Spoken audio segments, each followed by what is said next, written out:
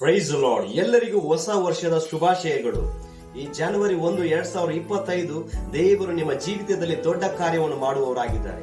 ಇದು ಒಂದು ಆಶೀರ್ವಾದವಾದ ವರ್ಷ, ಇದು ಒಂದು ಬಿಡುಗಡೆಯ ವರ್ಷ, ನಿಮ್ಮ ಬೊಕ್ಕಸಗಳನ್ನು ತುಂಬಿಸುವ ವರ್ಷ, ಎಲ್ಲ ಒಂದು ಗೋಲ್ಡನ್ ಇಯರ್ ಅಂತ ಹೇಳ್ತಾರೆ.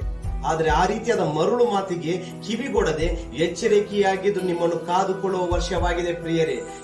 ಏಕೆಂದರೆ ವಾಕ್ಯ ಬರೆಯಲ್ಪಟ್ಟಿದೆ. ಕೊರಿಂಥದವರಿಗೆ ಬರೆದ ಮೊದಲನೇ ಪತ್ರಿಕೆ 10ನೇ ಅಧ್ಯಾಯ 12ನೇ ವಾಕ್ಯದಲ್ಲಿ, ಆದ ಕಾರಣ ನಿಂತಿದ್ದೇನೆಂದು ನೆನೆಸುವವನು ಬೀಳದಂತೆ ಎಚ್ಚರಿಕೆಯಾಗಿರಲಿ ಎಂಬುದಾಗಿ ವಾಕ್ಯ ಬರೆಯಲ್ಪಟ್ಟಿದೆ ಪ್ರಿಯರೇ. ಹೌದು, ಈ ವರ್ಷವು ಎಚ್ಚರಿಕೆಯಾಗಿರುವಂತಹ ವರ್ಷವಾಗಿದೆ.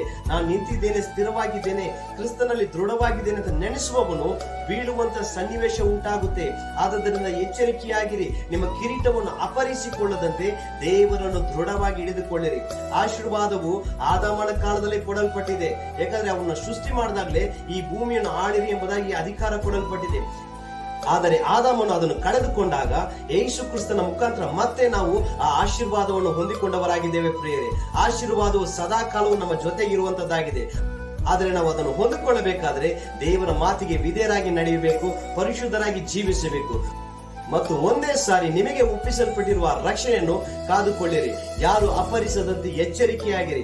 ನಿಂತಿದ್ದೇನೆಂದು ನೆನೆಸುವವನು ಬೀಳದಂತೆ ಎಚ್ಚರಿಕೆಯಾಗಿರಲಿ. ಈ ವರ್ಷವು ಅನೇಕ ಕ್ರೈಸ್ತರು ಹಿಂಜರಿಯುವ ಒಂದು ವರ್ಷವಾಗಿದೆ.